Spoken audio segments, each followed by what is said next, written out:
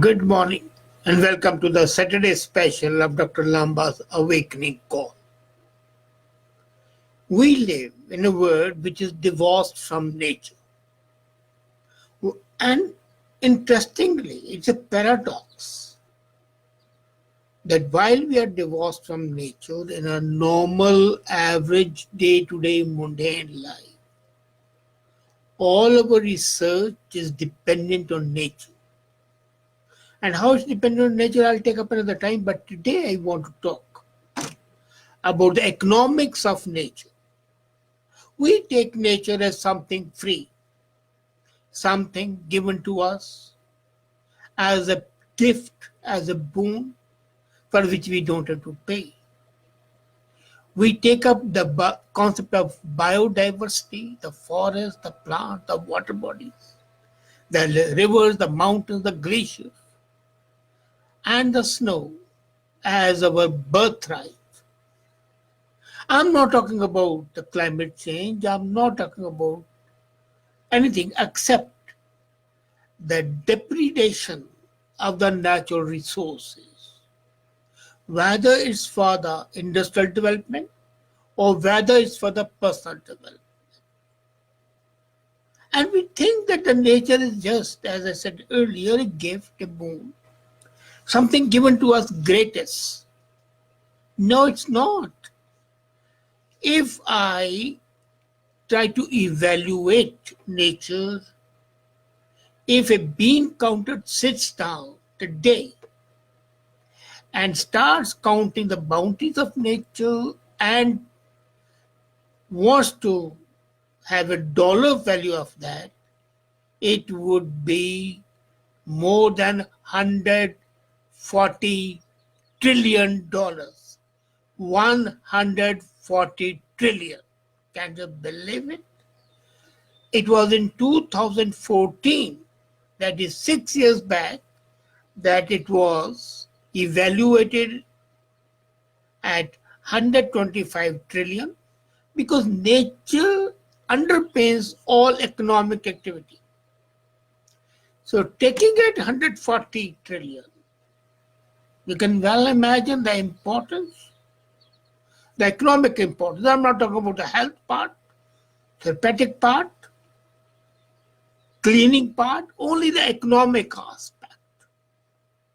And then the way we degrade nature.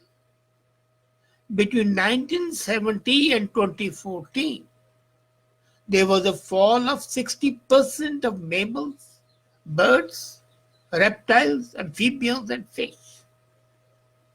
The biodiversity was stopped. The wildlife was falling. And it's a stark reminder that the planetary resources, this planet, are under tremendous pressure. Between 1970 and 24, this decrease in 14 years is more than half across all vertebrate population.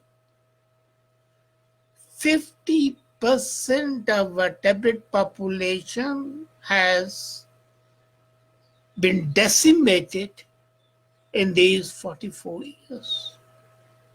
Imagine if that had not been decimated, the economic value of nature today would have been 80 trillion and not 140 trillion. So what do? We are taking up a lot of subjects in our diverse agencies: whale conservation, tackling deforestation in the Amazon, boosting panda population. In India, there's a Save Tiger program, and so on. They are all being done to the managed breeding programs. But huge amphibians and reptiles, butterflies, birds, are we bothered about that? The problem is that the importance of conservation work runs far deeper. than just saving tiger, promoting pandas, or preventing deforestation of Amazon. And the purpose of evaluating the economic aspect is that the monetary value of nature, if it's kept in view, then the people would think twice before degrading it. The Intergovernmental Science Policy Platform on Biodiversity and Ecosystems, they developed a framework that goes beyond assigning a dollar figure. Basically, you have got to have value of nature's contribution to the people. Now we are fond of acronym GDP, then came GDH, and now comes NCP, nature's contribution to the people. This is what the bean counters would say, a contribution of the nature to the human life. And according to that, only the Great Barrier Reef in Australia contributes $5.7 billion to the Australian economy. Just one. Just one aspect, excuse me.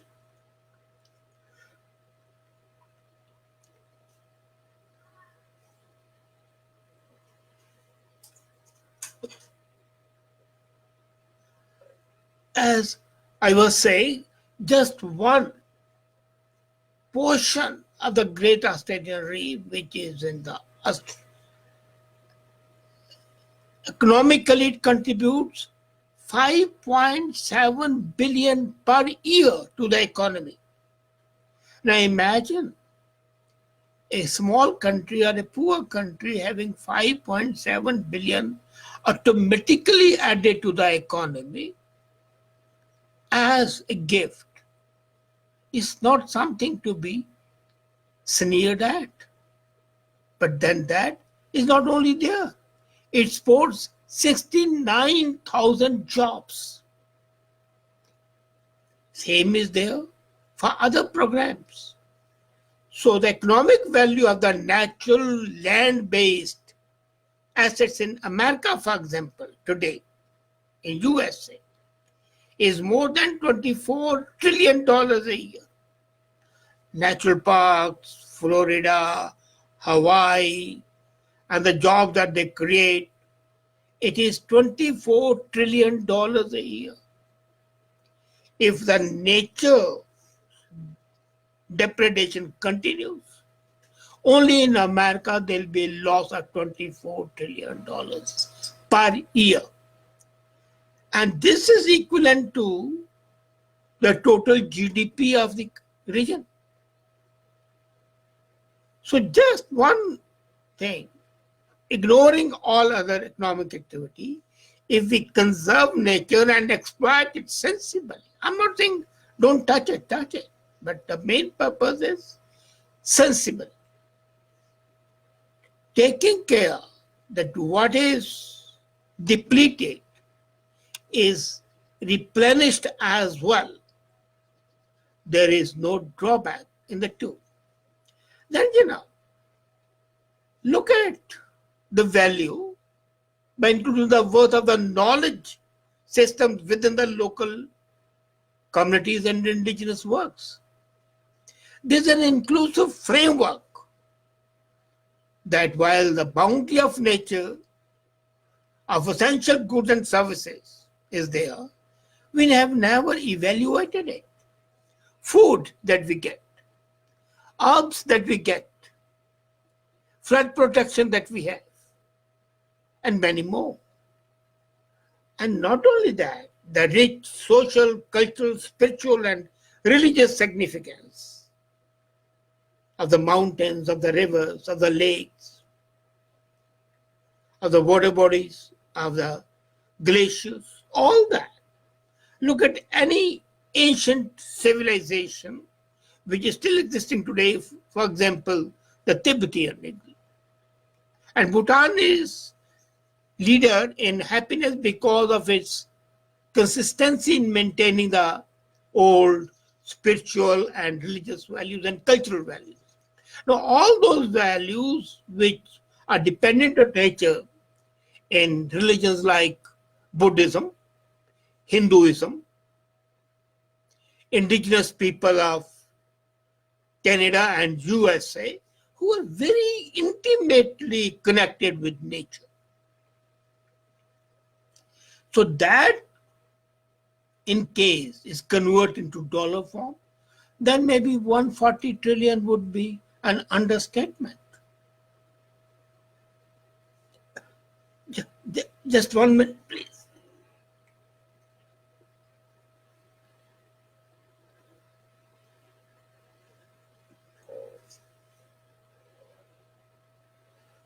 According to the World Wildlife Fund, 65% of the nature's resources are in decline, and 20% are declining at a speed which is alarming.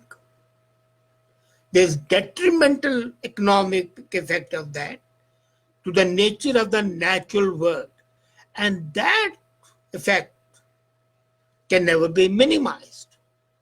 Now, rehabilitating damaged lands, for example, is a cost-effective thing if the high initial price, even if it's taken into account. We normally, the government, the politicians shy away from investing in protecting nature by saying it is a high initial cost. But if we take the long-term cost, the benefits to the society, as Robert Scholl, the co-chair of Land Degradation and Restorative Assessment, says, coordinated urgent action is needed, and that will be important for pervasive undermining of the basis of life on earth. It's just like that. You get free air to breathe in, but if you're suffering, then you have to pay for oxygen. So real value is when you pay for that. You spoil water, but if you are lost in a desert, then even you are willing to pay fortune for a glass of water. Then your whole food cycle depends on nature. The vast amounts of the fruits and the vegetables depend on the pollinators. And the pollinators are not there, they will not support food cycle. And food cycle is not there, human life will not be supported. And if they are effective pollinators which are given by the nature, it can increase the global value of crop production by $577 billion per year. People will not go hungry, the food shortage would be a thing of the past, and you are adding 577 billion per year to the economy of the world. Then, by maintaining the supply levels would keep the food prices very low. And this is especially important in emerging markets, where the effects of variable climate and environment are felt more deeply. Healthy population of wild pollinators can significantly increase the crops of independent farmers and small cultivators. Another problem that is there is unavoidable natural consequences of changes in the ecosystem. Can you believe that the accelerating rate of decrease of the species is between 100 to 1,000 times more than the birth rate? If they are producing between 100 to 1,000 different species are being lost every day, every year. For every birth, there's a loss of from 100 to 1,000 lives of that kind. So the current extinction rate is between 100 to 1,000 times higher than birth rate. So the loss is consequential. And this $140 trillion may be reduced appreciably in the 1 year or so. The rate of decline of the Earth's history before human development shows that there have been 4 major extinctions of the biodiversity. Inca Tutnums, Iraq. These are the populations and the civilizations which are annihilated by not paying attention to the nature. We are concerned about the global warming, but do we care about conserving nature and biodiversity? Our whole quality of life and economy needs to be focused on this issue, the major issue, the prime aspect of our economy. Really, the economics of nature, if properly evaluated, would show it to be the most important factor for the progress and sustaining human life and human civilization. Thank you.